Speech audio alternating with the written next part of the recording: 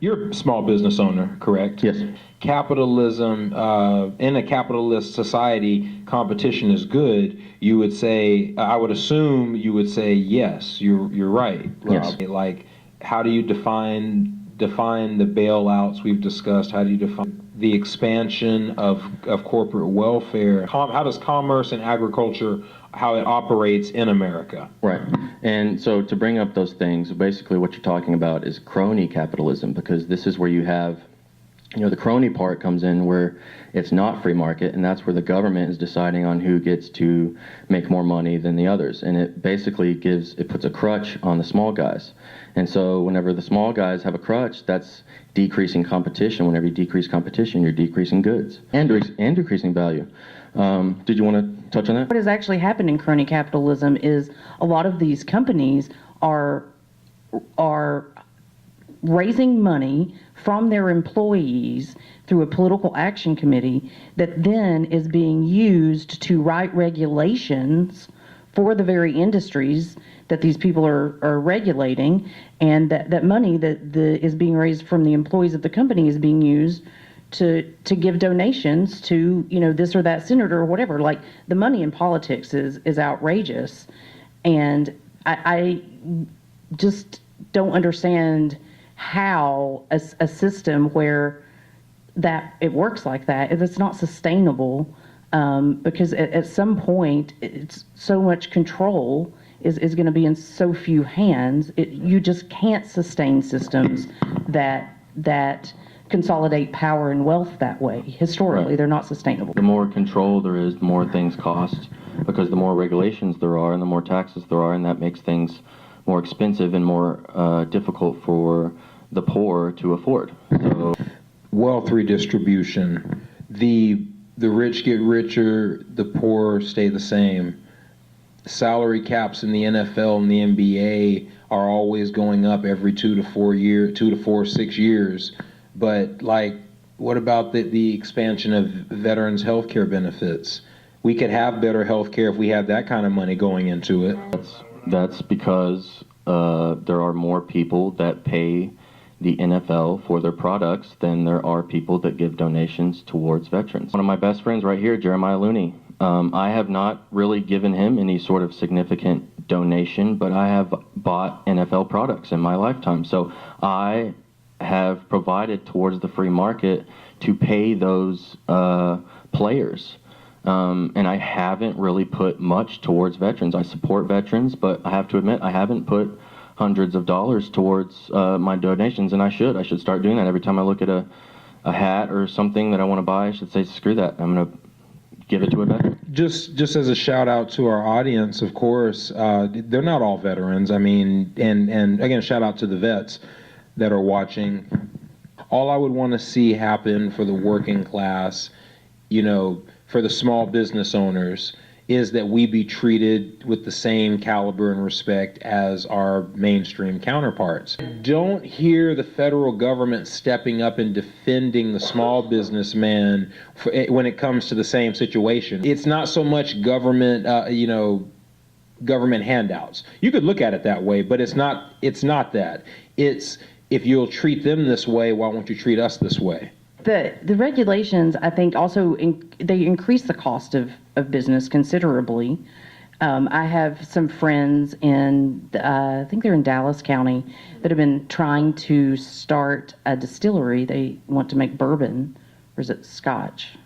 Anyway, it's the startup is ridiculously expensive because you have to have all of your equipment purchased and inspected. You have to have your place, your everything, your logo has to be inspected. You have to do all of this before you can begin to produce your product. So the startup cost is incredibly prohibitive for an average person. And if you actually go and you research it, a lot of these regulations were introduced by senators who had Jack Daniels as one of their major donors in the state of Texas.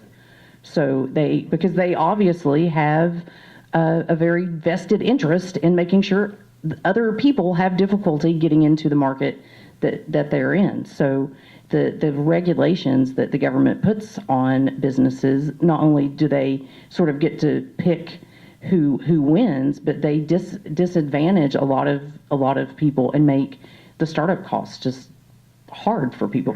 It's we see this happen all the time every election year. We see lobbyists buy off the two-party system, and we see somebody from Goldman Sachs or Halliburton or BP in the same office as a senator, or a congressman. I assume that the kind of money that is going into these donor campaigns, that it's just something doesn't add up. Capitalism is not being practiced properly. Wealth redistribution is just one of the examples we use to call that out. Why is it that when a big business owner wants to get some kind of legislation passed or not passed, or something earmarked, it's as easy as, let me knock on the door and slip, a couple of hundred under the table. Money. It's just money, greed. I mean, that's what it is. I mean, the small business owner can't get any help because you don't have enough money to get the help because you got to pay for the help. So it's the ones that are already have the markets cornered or have all the money to say, here's $500,000. This is what you're going to do, not do you want to do it. I'm not against bailouts. I'm not against corporate welfare. You can't, there are no absolutes. You can't say, oh, it's okay for the guys that make upwards, 50 to 70 grand, annually, or, well, let's just talk facts, billions of dollars, a year from not paying taxes. There needs to be a fair, across the board guideline. I would say the best bailout for the poor is to let the extremely overly greedy people that you're talking about, let them fail. The people that, shoot, I have a small business. If I take out a loan for, $500,000 and I'm not able to pay it off, I have to pay that off. Why should I have to suffer, but some guy that's sitting on, billions of dollars, his business fails, why shouldn't he fail, And whenever he fails, that provides more room for the little guys in the marketplace. So back to competition. Exactly. So competition is really the fuel to help the poor, and it's this hurdle that we as a society have to get over, and we have to realize that there's a huge difference, not a small difference, but a huge difference in capitalism and crony capitalism. So crony capitalism is where you have the government or anything, a mafia, a gang, anything controlling the marketplace. Even if you don't have a government, let's say you have anarchy. If you have a gang that is going through killing people and threatening people and forcing them to do this or that, that is also a control of the marketplace. So no matter how you look at it, it's not really capitalism. What this problem that we're talking about isn't really capitalism. It's control over corporations, and the best way to control them is to give them more money and let them keep surviving even though they should fail. I don't know if I completely agree with that. If you keep feeding the beast, why would you get mad if it keeps eating? Like with our two-party system, the lobbyists, the corporations can buy off the two parties just because they just want to get elected. They just want to make sure that they have a seat in the office. And if there was ever a threat to that, it would have to be with the money. But the only people that would have that kind of power, at least at the federal level, because of how we practice capitalism and because of how we practice democracy, the only people who truly have that power are the people with money. And so that brings us back to wealth redistribution. Who's speaking for the little guy? Who's speaking for the working man? Who's speaking for the underclassman? There shouldn't be any homeless people. Veterans, civilians, patients, there shouldn't be homeless people. The government's job is to protect the well-being of society, and that is in my opinion, when you see homeless people, it's not that we're perfect, but that is still a direct violation of what the government said it was there to do, protect the people. I saw some numbers where it said we have enough homes that are sitting empty right now that we could home all the homeless, or house all the homeless right now just by the homes that are just sitting there. Some of them might need some work or whatever, but we We have the homes, we just need the people that want to put in the time and the effort to get it done. But yeah, nobody should be homeless in this day and age. And there's quite a few cities where it's technically illegal to feed the homeless. And so, at bare minimum, the thing that we should do is get the government out of the way if I want to feed homeless people, or if me and 300 people want to feed homeless people. If I want to give them 1 meal, if I want to give them 500 meals, that is just insane to make that illegal. It says now where it's illegal to be homeless. So if you do take a swift kick, I mean, you can go from on top of the world to homeless in a few days. I mean, and say you're out there and you've been homeless for 3 or 4 days and you're trying to get it together, and now you find yourself in jail. And now you have to pay those fines. You have to get out, and you're just further in the hole and just adding more stuff on top of you. It's ridiculous. I want to go back to something that you said, and I'm going to paraphrase, but you said it was the government is supposed to provide for the people. And I really think mostly the people need to provide for themselves. And the government stands in the way of that. They don't want the people to be able to provide for themselves, because then what's the point of the government? So I really think, to your point, Jeremiah, no, there should not be homelessness. But that's not up to the government even now to solve. That's up to private individuals. Private sector. Yeah, the private sector to come up with solutions.